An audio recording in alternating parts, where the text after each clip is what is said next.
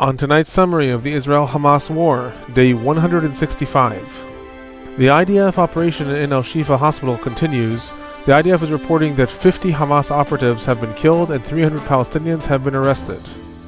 The IDF carries out an airstrike in the al-Nuseirat refugee camp, reportedly assassinating Hamas's chief of police in the area. The World Central Kitchen is reporting that most of the food that was ferried in the maritime corridor has already been distributed in different locations in the northern parts of the Gaza Strip. Israel is sending a delegation to the United States to try to convince the Biden administration to support a Rafah invasion. Canada becomes the first country to ban weapons export to Israel in light of the ongoing war. Amidst the rift with President Biden and Chuck Schumer, Israeli Prime Minister Netanyahu has been invited to address the Republican senators via video conference tomorrow. Hello everyone. I am Alon Burstein, visiting assistant professor in the Department of Political Science and Israel Institute fellow at the University of California, Irvine, here bringing you the summary of the last 24 hours of the Israel-Hamas War. It is currently the evening of March 19th, 2024 in the United States, the morning of March 20th, 2024 in the Middle East. Starting with the hostage situation, the heads of the Israeli delegation to the negotiations, the Mossad chief Dedi Barnea and General Nitzan Alon, returned to Israel today, and the teams stayed behind meanwhile to continue the negotiations. According to reports, one of the first major obstacles has been Hamas's demand to start from agreeing on the framework for Palestinians' freedom of movement in the Gaza Strip during the truce, and to agree upon this before proceeding to other aspects of the negotiations. Reportedly, Israel is refusing to negotiate this separately from the other parts of the deal. However, this is one of Hamas's demands that has already caused obstacles in the first day of negotiations. Amidst this, a spokesperson for Qatari Foreign Minister Majid al-Ansari stated today that there is very cautious optimism after the first day of negotiations, adding that the first day was meant to assess the initial positions of either side and let them give their answers to each other. On a technical side, I'll add that negotiations are only occurring indirectly.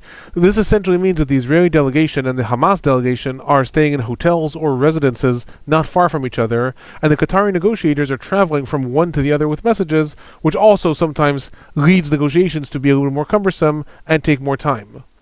In addition to all this, Ismail Haniyeh, the external leader of Hamas, stated today that the IDF's assassinations of Hamas's police force, as well as the operation in Al-Shifa Hospital, are all attempts by Israel to sabotage the negotiations, and warned Israel to stop all of these activities.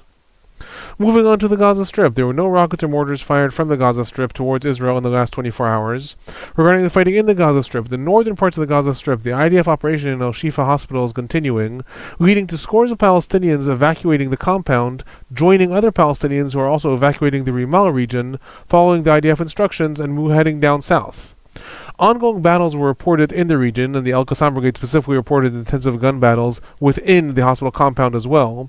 The IDF is reporting that over 50 terror operatives have been killed during this operation, and 300 Palestinian suspects, including known operatives of Hamas and the Palestinian Islamic Jihad, have been arrested. Among those arrested are also Hamas operatives that are part of Hamas's communications division, and reportedly members of the Palestinian Islamic Jihad's rocket division were also arrested. In addition to this, as part of the raid, substantial weaponry was found in different parts of the hospital. The IDF specifically reported anti-tank missiles and weaponry being found adjacent to the offices of the hospital administrator. In addition, shortly before recording this report, the different news items started to come in about Palestinian casualties as civilians gathered in an aid distribution area in Kuwait Square of the Zaytun region in Gaza City. Initial reports stated that 20 to 23 people have been killed in an IDF attack as they waited for an aid convoy. No details were given and no response was given by the IDF as of the time I'm recording this. Moving on to the central parts of the Gaza Strip, in al-Nuseirat refugee camp, Palestinian sources reported that an IDF airstrike was carried out near the UNRWA headquarters in the area, and that the chief of the Hamas police force in the area, Abu Anur al-Bayoumi, was assassinated. Al-Bayoumi was reportedly tasked by Hamas to quote-unquote secure the 8-truck convoys in the region. Responding to this, the Gaza Liberators Movement, which is a grassroots movement mobilizing in the Gaza Strip to oppose Hamas, reported in turn that Hamas police officers in al-Nuseirat stole an 8-truck and the IDF attacked them from the sky. According to other reports, a total of 5 people, including children, were also killed as part of this assassination. As a reminder, in addition to this assassination, in Al-Shifa Hospital yesterday, Faik al-Mavhouh, who is a senior Hamas figure in charge of internal operations in the Gaza Strip, was also killed. And among others, it was reported that he was tasked by Hamas to also oversee and secure the aid trucks convoys in the northern parts of the Gaza Strip. So this may be a part of a systematic operation that the IDF is starting to carry out in order to target the Hamas officials that are being tasked in order to secure or oversee or possibly divert the aid truck convoys in the northern parts of the Gaza Strip, and that this is part of an ongoing plan as the maritime corridor is developed. Again, that is speculation. What we know is in the last 2 days, 2 different officials of Hamas that were tasked with securing the aid trucks in the northern parts of the Gaza Strip have either been assassinated or killed in the Al-Shifa operation. Other news is intensive bombing that was also reported in the El Nusrat refugee camp throughout the day. In an airstrike carried out in the evening, 15 people were reportedly killed. And in addition to this, other attacks were also reported in the El Bureid refugee camp, so this is all in the central parts of the Gaza Strip. No information was given regarding the targets of these specific bombings. In addition to this, the Al-Quds brigades, which is the armed wing of the Palestinian Islamic Jihad, reported carrying out an attack against IDF forces in the Netzarim or Nuseirat corridor. This is the main corridor that the IDF is maintaining that goes from east to west and essentially divides the Gaza Strip from north to south. The Al-Quds brigades are reporting that they carried out an attack in that area. In the southern parts of the Gaza Strip, in Hamid City, the IDF is continuing to solidify its grip in the neighborhood, with several different IDF units raiding different building complexes in the last 24 hours. Substantial weaponry was reportedly uncovered in a structure that was being used as a headquarters for the deputy commander of Hamas's Han Yunis battalion, Ahmed Khaleb. There were no reports made if he specifically was in the area that was raided. In addition to this is ongoing IDF activity reported in the al-Qarara region as well. This is in the eastern parts of Han Yunis, including attacks against infrastructure and targets that were used for firing anti-tank missiles at the IDF in the last several days. Other news related to the Gaza Strip and relating to the possible impeding Rafah invasion.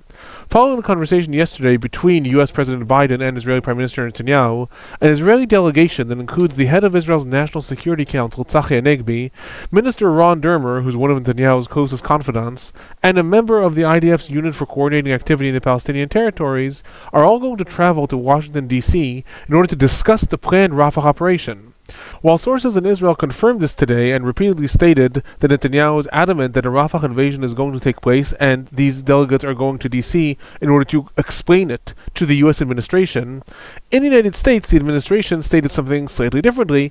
They stated that the aim of the delegation is to discuss alternatives to a Rafah invasion, adding that the goals of defeating Hamas will not necessarily be advanced through an invasion of Rafah. Related to this, speaking in the Knesset committee today, Israeli Prime Minister Netanyahu stated that while Israel and the United States agree on the need to destroy Hamas, there is an ongoing disagreement with the U.S. about the need to invade Rafah. He added that Israel does not see any way of achieving the goals without destroying the Hamas battalions in Rafah and that Israel is intent to do so. Amidst this, Italian Prime Minister Giorgia Meloni also stated today that Italy objects to the IDF invasion of Rafah, so she joins a lot of other countries that have already stated that they object to Israel carrying out a ground invasion.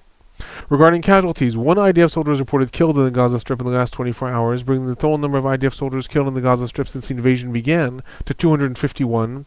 A total of 1,482 IDF soldiers are reported injured in the Gaza Strip since the invasion began.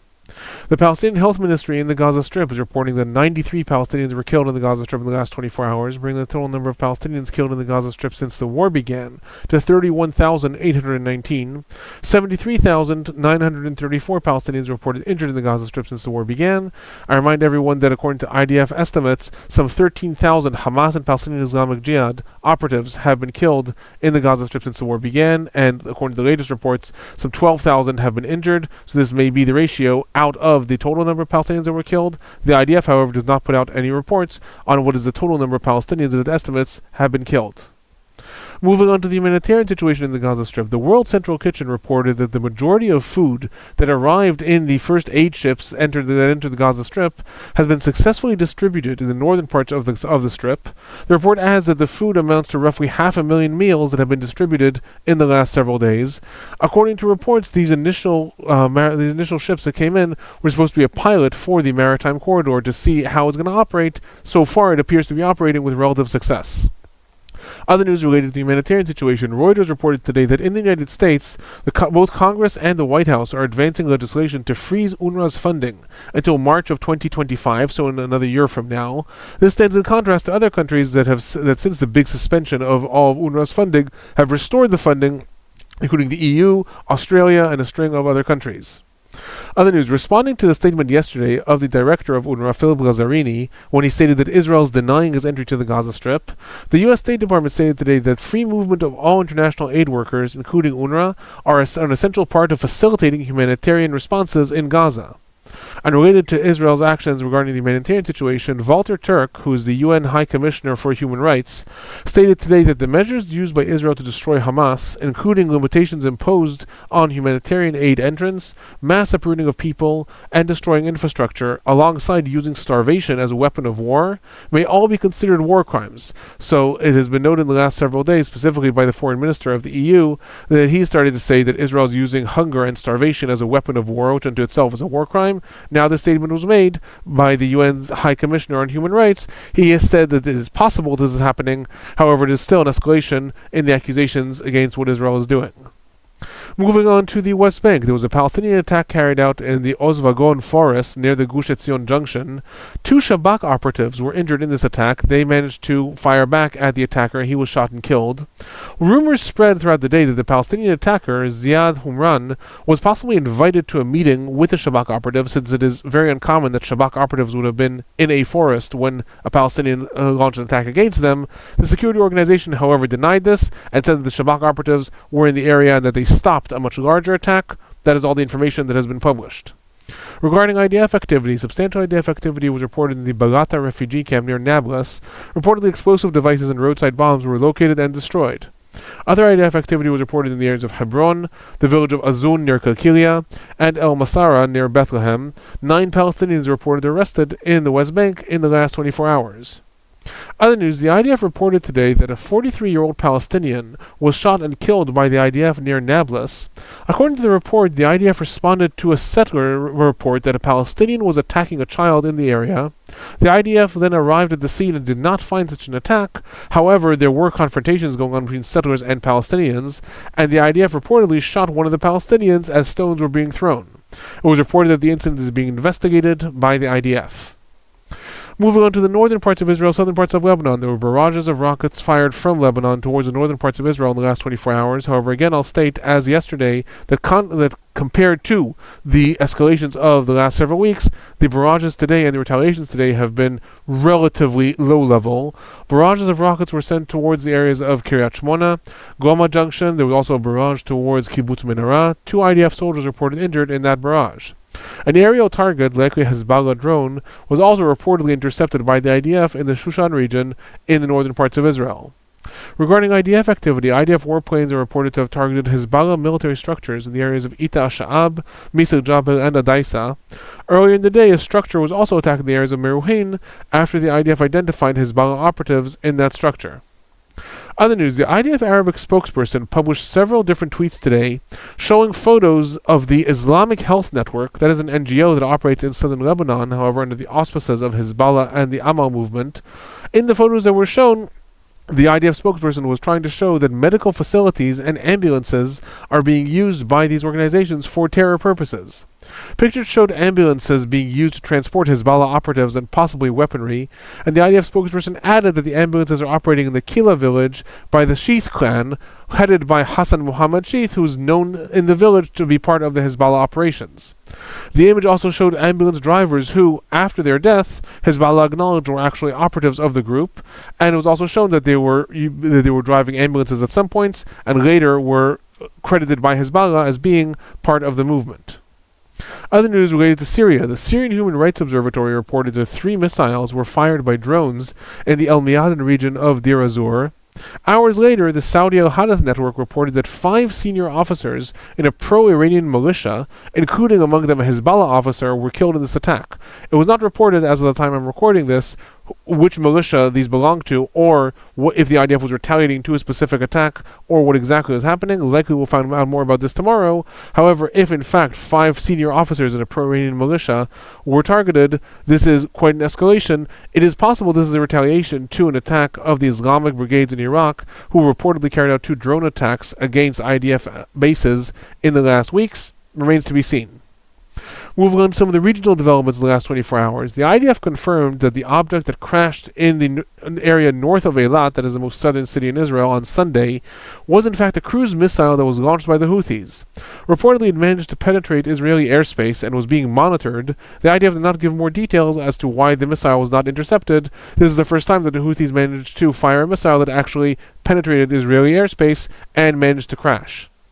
Other news, the Houthis reported attacking a U.S. cargo ship, the Mado, with nautical missiles today. There was no report made if the ship was actually hit or what happened to it. They also reported firing missiles towards Israel. This may be related to that missile that I just stated that landed in Eilat. They did not say when they fired those missiles, so it may all be part of the same story. Moving on to some of the political and general trends for the last 24 hours. In addition to the delegation that I stated earlier is traveling to the United States from Israel to discuss the Rafah operation, Israel's defense minister Yoav Gallant is also due to meet with the U.S. Secretary of Defense Lloyd Austin sometime next week. Again, this is very likely in preparation of the invasion of Rafah. This will be the first time that Israel's defense minister goes on an international mission since the war began. Other news, it was reported today that Israeli Prime Minister Netanyahu is going to speak via video conference to a meeting of Republican senators, and this is going to happen on Wednesday. While this unto itself is not a major event, it comes amidst the growing rift between Netanyahu and the Biden administration. One of the highlights of that has been the statements that were made by the Senate Majority Leader Chuck Schumer, who said that Netanyahu has lost his way and called for new elections in Israel. Those statements were later backed up by President Biden. This also comes amidst a statement that was made yesterday by the U.S. National Security Advisor Jake Sullivan, who stated that Israel intervenes in the U.S. more than the United States intervenes in Israeli internal affairs. Other political news. After the Canadian Parliament voted to stop exporting arms and weapons to Israel, the Canadian government today adopted this position and announced that it will stop all such weapons exports, becoming the first country to stop exporting weapons to Israel since the war began. This move comes despite statements that were made by the Canadian Foreign Minister Melanie Joly yesterday, who said that the vote that was going to be in Parliament is not binding and was not going to affect Canadian foreign policy. It may be that the government decided to adopt this measure in the end as a result of the fact that there was a last-minute change to the vote in Parliament, and the official recognition of the state of Palestine was removed for the vote. So it's possible this was part of a deal between the government and different members of Parliament. Responding to this, Israel's foreign minister Israel Katz stated that history will judge Canada harshly, adding that Canada is questioning Israel's right to defend itself against Hamas's crimes against humanity.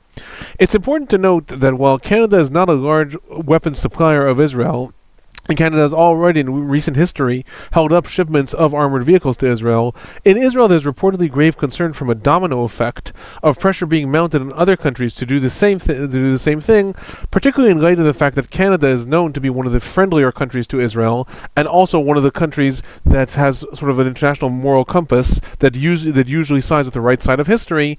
Based upon all that, there's a lot of concern in Israel that possibly countries in the EU, and maybe this pressure will even get to the United States, are going to start to look to Canada and say, if Canada has started stopping weapons export to Israel, maybe our country has to consider doing the same. Again, right now this is just a concern in Israel. However, if such a domino effect would begin, it would have a substantial impact on the war. Other political news. There were political developments in Israel today which may end up substantially affecting the Palestinian Authority. A law was passed in Israel stating that people injured in terror attacks can now sue for reparations the perpetrator or anyone responsible for or rewarding the perpetrator, regardless of reparations received from Social Security in Israel. Up until now, if someone were to want to sue any of those actors, they would have to give up their reparations from Social Security in Israel. This may have the expected outcome of this is that Israeli citizens are going to now be able to sue the Palestinian Authority for quote-unquote rewarding acts of terrorism due to payments that are made to Palestinian prisoners. This in the long run may have a substantial impact on the financial situation of the Palestinian Authority, especially since if an Israeli court rules that the Palestinian Authority must pay reparations, a lot of the funding of the Palestinian Authority does end up being filtered through Israel, and thus the funds would likely automatically be frozen. Other news, the U.S. Secretary of State Antony Blinken is due to travel to the Middle East again. This will be his sixth visit to the region since the war began. It was not reported when this visit is going to take place. However, it was reported that he's going to begin his tour in Saudi Arabia. Moving on to the future of the Gaza Strip. In a meeting of the Israeli Knesset today of the Land of Israel Action Board, This is an informal group of members of Knesset who come together to work on a joint cause. The group's leader, MK Yuli Edelstein of the Likud, stated today that for the past 5 months Israel has been fighting for its land, adding, and I quote, "We must finish the job in Gaza and show all those who are plotting something in the West Bank that they will fail. We must fight for our right to settle anywhere in the land of Israel. To whoever thinks the Palestinian Authority will establish a state, I say, it will not happen."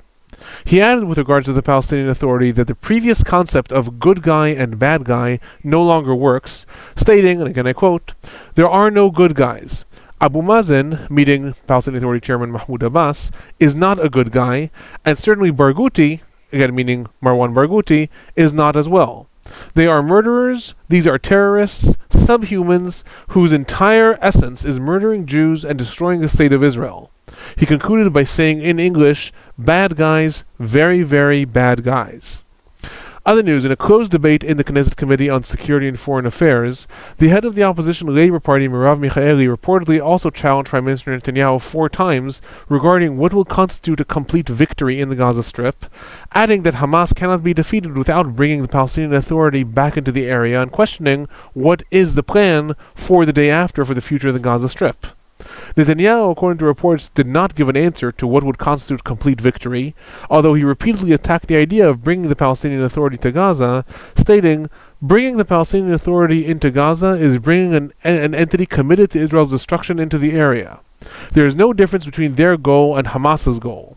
It is an entity that educates terrorism and funds terrorism. The goal of all Palestinian leadership, in all shades and colors, is to exterminate Zionism." So, what we're seeing is, again, specifically leading up to the different delegations that are going to the United States, we're seeing escalation in rhetoric in Israel with regards to what is going to be the future of the Gaza Strip, and specifically the role of the Palestinian Authority, as different members of the Likud, including the Prime Minister, are saying the Palestinian Authority is not going to have any foothold in the Gaza Strip, not saying what will happen in the Gaza Strip, what will be the future, however saying that the plan that the United States is trying to develop to have a regional deal that includes Saudi Arabia, reinstate the Palestinian Authority and revitalize it in order to have a future Palestinian state, is going to be rejected by Israel wholeheartedly. If you enjoyed these reports, please do remember to subscribe, give them a like, turn on notifications if you want to know when reports come out. If you have questions or comments, please do leave them in the comment section below. That is my report for the last 24 hours. I'll be back tomorrow.